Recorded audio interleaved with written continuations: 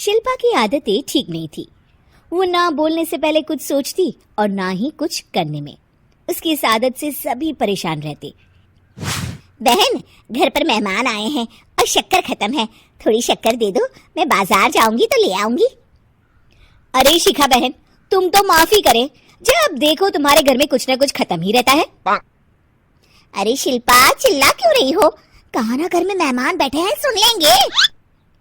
सुन लेंगे तो सुन ले, तुम लोगों की मांगने वाली आदत तो बंद होगी।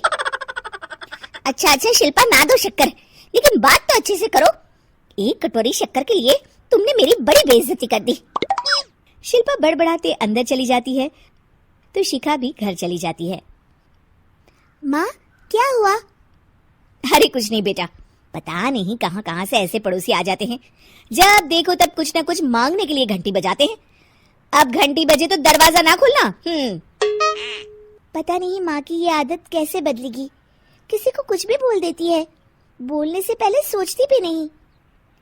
शिल्पा की ये आदत दिन ब दिन बढ़ती ही जा रही थी। एक दिन शिल्पा के दरवाजे सब्जी वाला आया। सुनो भैया, मुझे ये भिंडी, टिंडे, लौकी और आलू के साथ 1 किलो प्याज दे दो। जी बहन जी। वो एक एक कर सारा सामान पैक कर देता है। कितने पैसे दूं? 220 रुपए पूरे।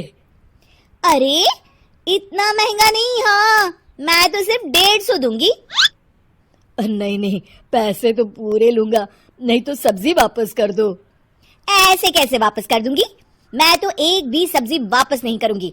और हाँ, रही बात पैसों की, तो लेना है तो 150 ले लो, वरना मेरे मोहल्ले में घुसने तक नहीं दूंगी। हाँ। अरे नहीं बहन, हम लोग गरीब लोग हैं, ऐसा ना करो। पकड़ो ये 150 और दफा हो जाओ। शिल्पा की बेटी अंदर से ये सब देख रही थी। शिल्पा, तूने तो हद कर दी। बेचारा गरीब आदमी, उसका तो गुजारा ही इसी से होता है। बोलने से पहले सोचा कर बेटा। माँ, आप चुप रहो, घर चलाना बच्चों का खेल नहीं, और वैसे भी इतनी महंगी सब्जी थोड़ी ना होती है। आपको तो सिर्फ खाने से मतलब है, लेकिन मुझे तो सब सोचना पड़ता है ना। शिल्पा की सास ये बात सुनकर दुखी हो जाती हैं। शिल्पा की बेटी शिल्पा की ये सारी बातें सुन रही होती है। शिल्पा की बेटी एक दिन माँ से कहती है, माँ, ओ माँ, जरा यहाँ तो आना। ओहो, क्या हुआ? क्यों चिल्ला रही हो ऐसे बेटा? हुआ क्या? ये देखिए मेरी स्कूल की ड्रेस कितनी गंदी हो गई है, इसे कौन धोएगा? लेकिन ये तो साफ है बेटा, मैंने अपने हाथ से खुद साफ किया है। माँ, ये ड्रेस इतनी गंदी है कि मैं इसे पहन ही नहीं सकती, चलो मुझे बाजार से नई दिलाओ। शिल्पा दुखी हो जाती है और वहां से चली जाती है कि तभी सामने उसकी सास मिल जाती है। शिल्पा, अरे ओ शिल्पा, ये क्या सब्जी बनाई है? ऐसे भी कोई सब्जी बनाता है?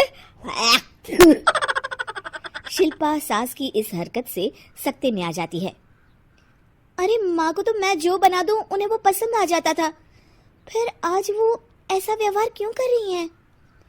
शिल्पा कुछ समझ पाती कि थोड़ी ही देर में उसका पति आ जाता है। अरे शिल्पा, ये क्या है? क्या हुआ आपको? ये मेरी अलमारी पूरी अस्त व्यस्त है, तुमसे कोई काम नहीं होता है, सारा दिन पता नहीं क्या करती रहती हो। अरे मैंने तो सारी अलमारी साफ रखी है। इसे तुम साफ कहती हो? ये तो पूरा कूड़ादान लग रही है। शिल्पा परेशान हो जाती है और समझ नहीं पाती है कि उसके साथ क्या हो रहा है। शिल्पा अकेले कमरे में जाती है और जोर जोर से रोने लगती है।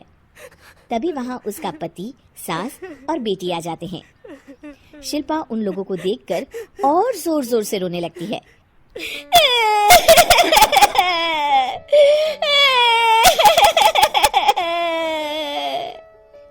कि तभी उसकी सास उससे कहती है, क्या हुआ? यहाँ बैठकर रोती रहोगी या फिर खाने को भी कुछ बनाओगी? माँ, पहले आप बताएं, आप लोगों को क्या हुआ है जो मुझसे ऐसा व्यवहार कर रहे हैं?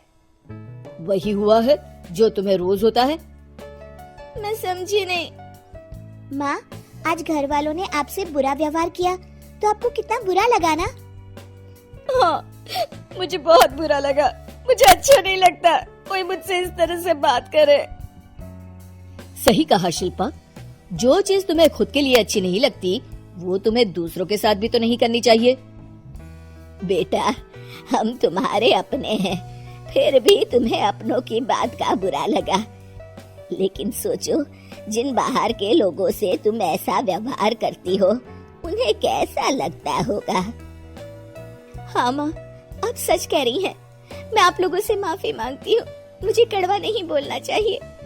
मैं समझ गई, मैं आपकी हूँ इसलिए आप लोगों ने मुझे सुधरने का वक्त दिया और मेरा साथ दिया। लेकिन जिन बाहर के लोगों से मैं बुरा व्यवहार करती आई, वो लोग मेरे कड़वे बोल से कितने दुखी होते होंगे। मैं वादा करती हूँ, आज से ऐसा व्यवहार किसी के साथ नहीं करूंगी। सीख, हमें दूसरों के साथ वैसा ही व्यवहार करना चाहिए जो हम खुद के लिए अपेक्षा